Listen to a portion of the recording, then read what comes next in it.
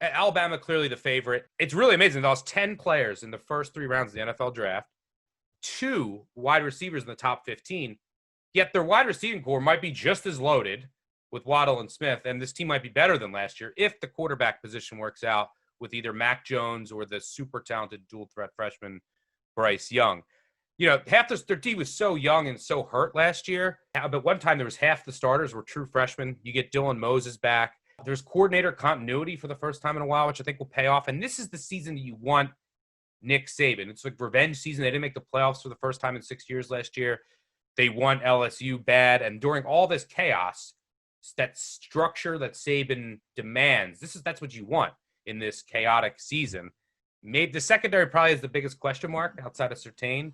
But this team looks loaded. I think they're getting to the SEC title game, and they're winning the West. What say you? Just high level about Bama. High level, I mean, I have them projected at 7.89 wins. They had the fourth best offensive success rate. They returned 55% from that group. And the knock on Mac Jones, at least from a PFF standpoint, was that he doesn't have the ability to throw from a clean pocket. I see that completely differently. I checked his numbers. Efficiency moves from 53% to 49% when he's blitzed. His completion moves from 71% to 65% when he has pressure. So I don't really see a huge drop-off like we'll talk about like with Bo Nix. That's a major drop-off when he has hands in his face.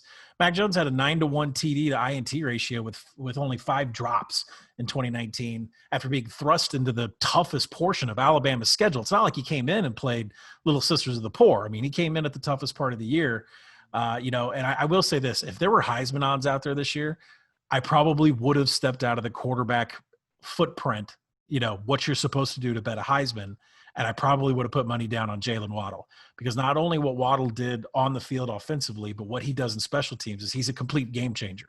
That's all he was, is a game changer. And he, he's just one of the many talented skill positions that they have there. But Waddle had 15 play action targets last year. He should get the lion's share of Judy's 60. Waddle had 12 screen pass targets last year.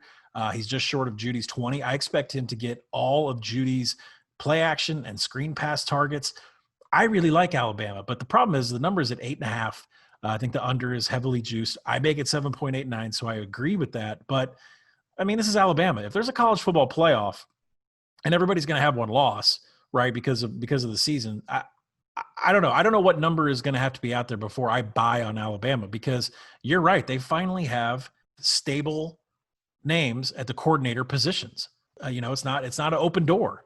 And Saban isn't bringing an analyst down from the press box or Butch Jones over and saddling him up to be the coordinator.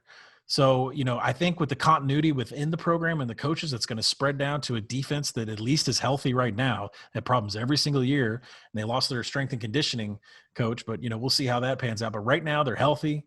They have stabilized coordinators, and the collection of skill positions is out of control. Yeah, they have that new sports science facility, which is their hope is that's going to help with the injury concerns. And don't forget about Najee Harris at running back, and then a 4 out of 5 offensive lineman back led by Leatherwood, who's an absolute stud at tackle. So this team is obviously loaded.